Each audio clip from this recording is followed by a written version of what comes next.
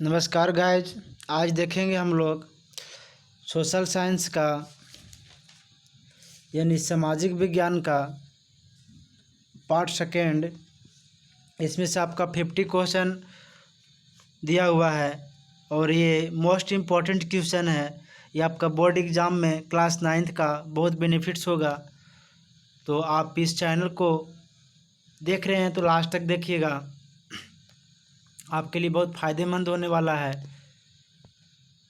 Class 9th का objective question बस 50 में से ही आपको इसमें से कम 15 क्वेश्चन फिक्स आएगा, 15 क्वेश्चन कहीं नहीं जाएगा guys.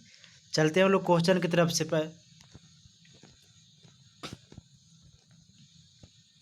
Social science 9th class का ये आपका 1 घंटा 30 मिनट का क्वेश्चन होगा।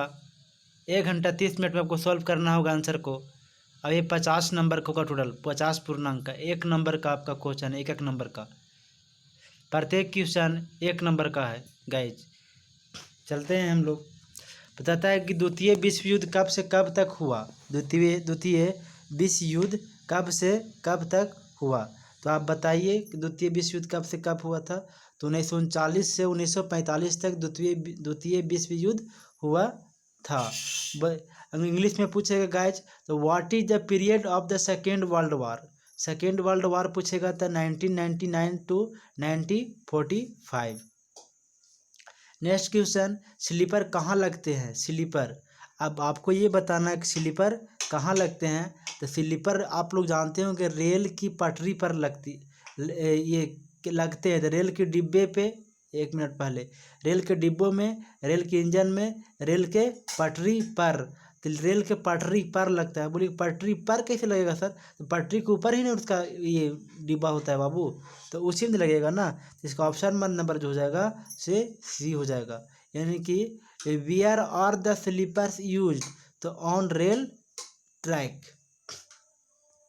सुनने में अटपटा है लेकिन क्वेश्चन आंसर वही होगा आपका। बताता है किस देश ने क्रिकेट का आविष्कार किया। तो आप लोग जानते हैं गाइज कि किस देश ने क्रिकेट का आविष्कार किया था। तो ये आपका किया था इंग्लैंड ने किया था। किसने किया था। इंग्लैंड ने। पूछेगा आपसे question which one of the flowing countries invited the cricket. तो आपको डायरेक्ट मारना है ऑप्शन में इंग्लैंड। हिटलर कौन था। तो हिटलर आपको बताना है गाइज। ये आपको बहुत बार पूछ चुका है प्रतियोगिता परीक्षा में और क्लास 9th का बोर्ड एग्जाम में पूछ चुका है। तो इसका जो ऑप्शन हो जाएगा सो ऑप्शन नंबर सी हो जाएगा। जर्मनी का तानाशाह शासक थे। कौन थे। जर्मनी के तानाशाह शासक थे। Who was Hitler. तो आप बोल सकते हैं कि जर्मनी के तानाशाह शासक थे। नेपोलियन बोनापार्ट कौन था। ये बहुत बार आपका बोर्ड एग्जाम में पूछ चुका है प्रतियोगिता परीक्षा में। नेपोलियन बोनापार्ट कौन था। तो ये जो था गाइज ये आपका हो जाएगा फ्रांस के सम्राट थे। कौन से। फ्रांस के सम्राट से, ये इंपेरियर ऑफ फ्रांस।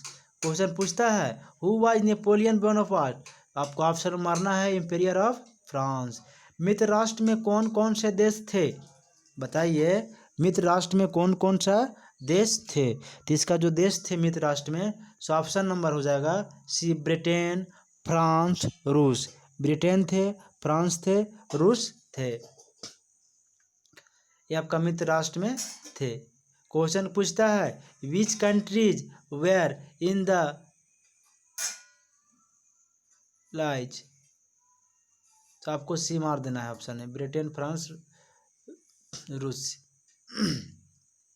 नेक्स्ट देखते हैं क्रिकेट पिच की लंबाई कितना होता है। गाइज आप लोग खेलते हैं क्रिकेट, आप बताइए क्रिकेट पिच की लंबाई कितने होते हैं। तो क्रिकेट पिच के जो लंबाई होते हैं से 22 गज होते हैं। कितने होते हैं 22 गज। याद रखिएगा प्रतियोगिता परीक्षा में बहुत बार पूछ चुका है और आपका बोर्ड एग्जाम में भी बहुत बार क्वेश्चन पूछ चुका है। इतना बार क्वेश्चन पूछा है कि आप गिनती भुला जाइएगा, गिनती भुला जाइएगा गाइज। तो आप लोग देखिए अपना लैंग्वेज में समझने का प्रयास कीजिए, अपना लैंग्वेज में।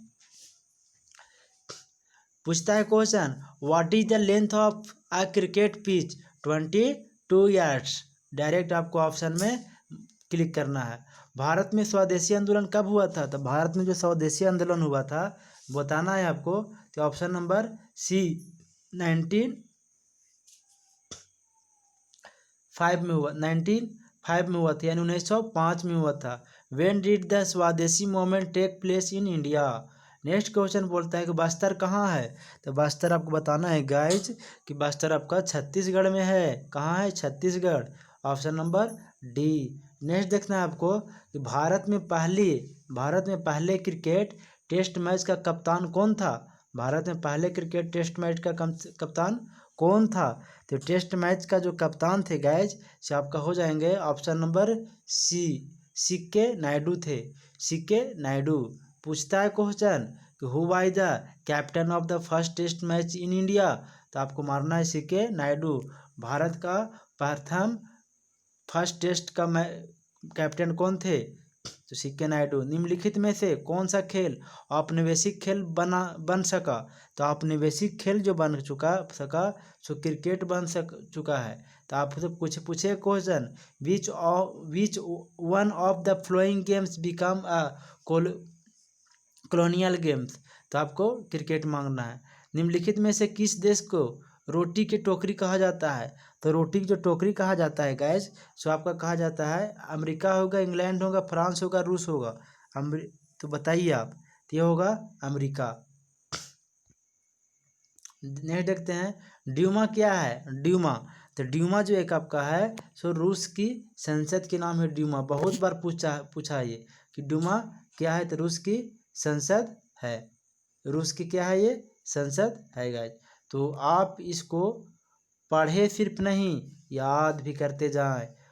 प्लासी का युद्ध कब हुआ था? तो प्लासी का जो युद्ध हुआ था गाइज आप लोग का सो आपका प्लासी का युद्ध हुआ था बताना है। 4 ऑप्शन दिया हुआ है। आपका हुआ था 1957 में हुआ था। कब हुआ था? 1957 में प्लासी का युद्ध हुआ था। प्लासी का युद्ध हुआ था 1957 में। नेक्स्ट देखते हैं, बताते हैं आपको कि किस व्यक्ति ने खादी का प्रयोग ब्रिटिश राज के खिलाफ प्रतीकात्मक लड़ाई के रूप में किया था? तो प्रतीकात्मक लड़ाई के जो रूप में किया था सो ऑप्शन नंबर इसका हो जाएगा सी, महात्मा गांधी। किसने किया था? महात्मा गांधी ने। पूछता है question who used khadi as a symbolic battles against British rule? तो बताना है आप लोग का महात्मा गांधी। अंताक का राज्य किसने स्थापित किया? तो अंताक का राज्य जो स्थापित किया गाइज सो आपका हो जाएगा इसमें से ऑप्शन नंबर सी, रॉबेस्पियर ने। नेक्स्ट बोलते बताएंगे ऑप्शन आपका क्वेश्चन 17।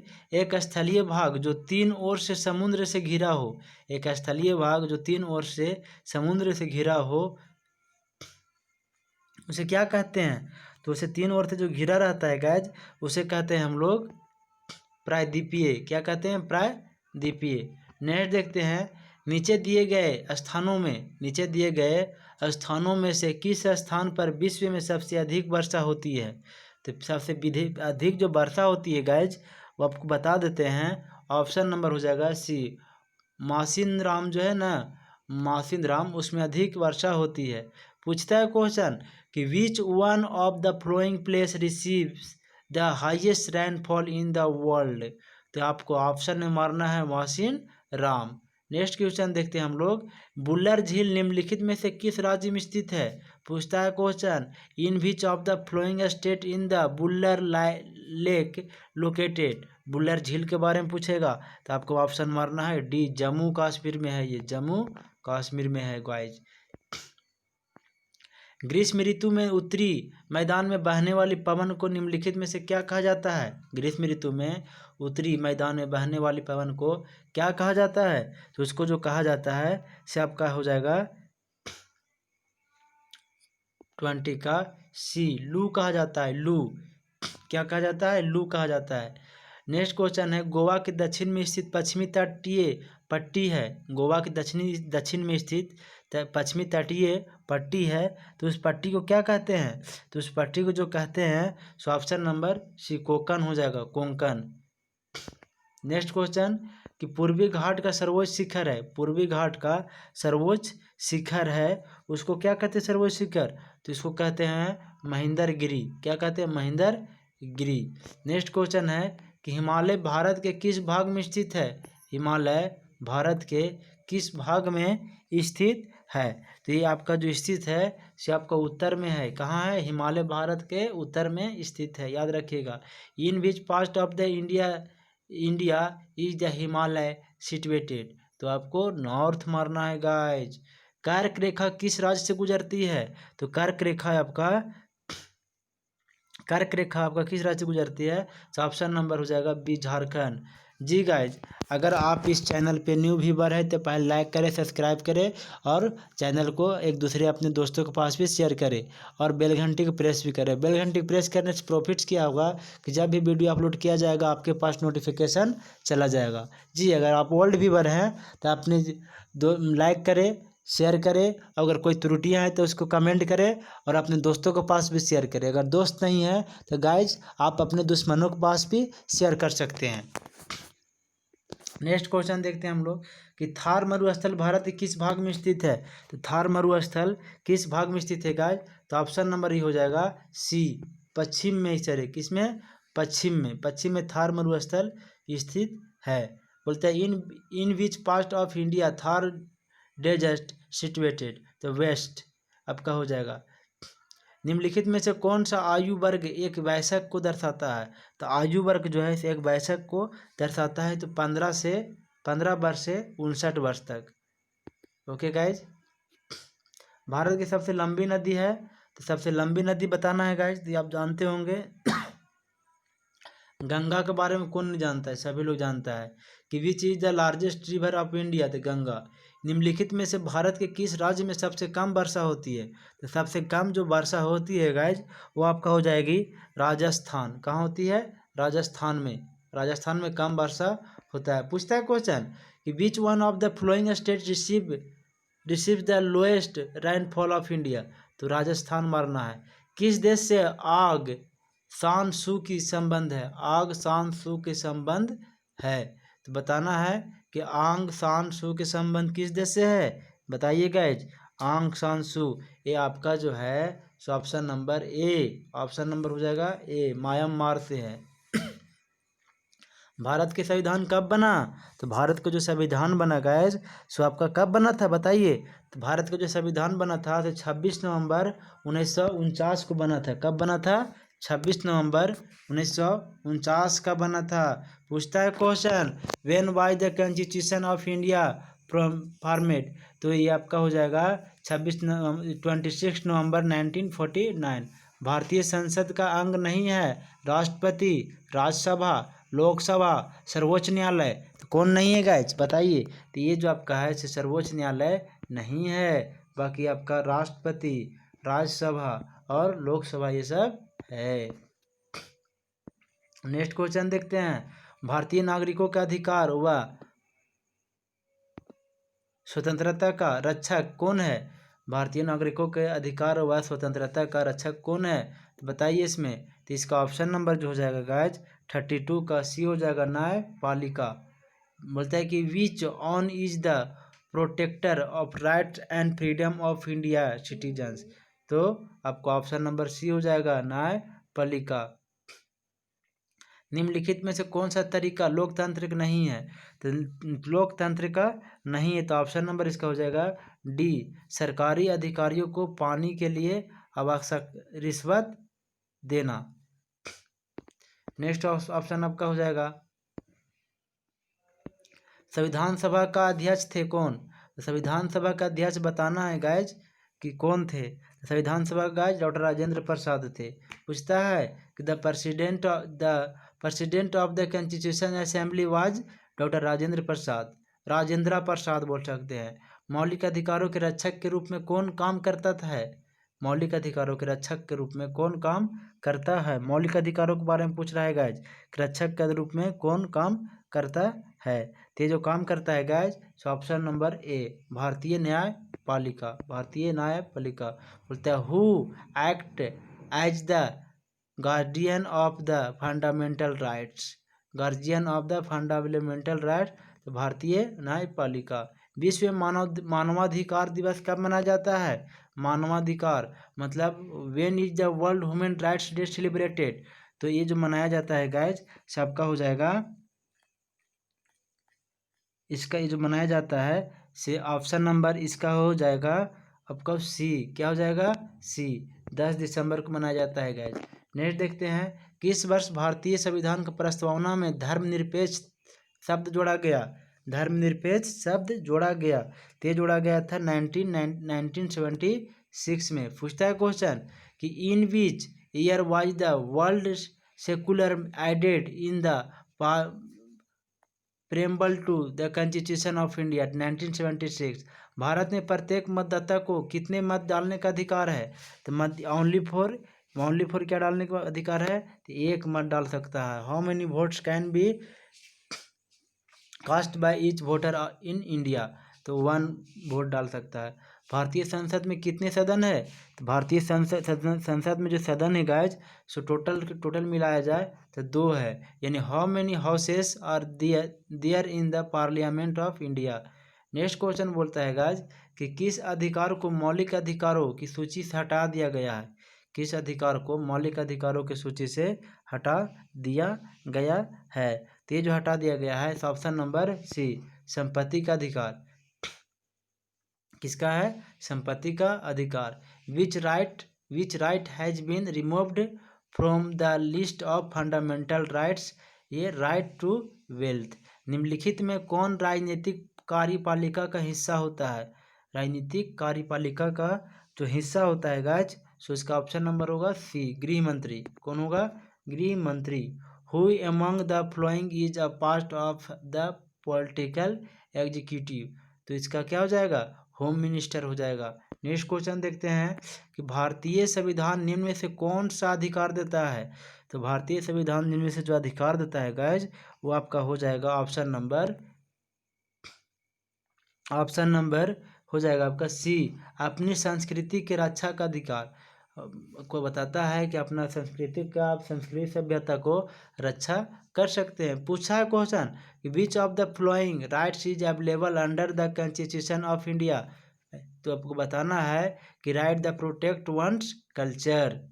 नेक्स्ट क्वेश्चन बोलता है कि हरित क्रांति क्या है? तो हरित क्रांति है जो गाइज, हरित क्रांति क्या है? तो हरित क्रांति जो है गाइज उसके बारे में बता देते हैं आपको कि ये कृषि में विकास है, कृषि में विकास यानी कि development in agriculture, development in agriculture के बारे में बताता है इसमें। नेक्स्ट क्वेश्चन देखते हैं, एक देश का श्रम शक्ति क्या है? एक देश का श्रम शक्ति क्या है? तो इसका ऑप्शन नंबर हो जाएगा 15 से 59 वर्ष तक। नेक्स्ट क्वेश्चन कि खाद्य सुरक्षा से आप क्या समझते हैं? खाद्य सुरक्षा से क्या समझते हैं? ऑप्शन 4 दिया, खाद्यान्न उपलब्ध कराना, आवास उपलब्ध कराना, कपड़ा उपलब्धता कराना, इनमें सभी। इसका जो ऑप्शन हो जाएगा गाइस सो ऑप्शन नंबर ए हो जाएगा। क्या हो जाएगा?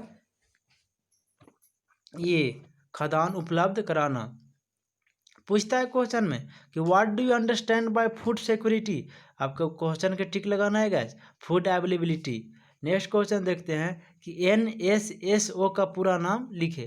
तो NSSO का पूरा नाम जो होता है गाइस सो आपका हो जाएगा कितना? 46 का बी हो जाएगा, राष्ट्रीय प्रतिदर्श सर्वेक्षण संगठन।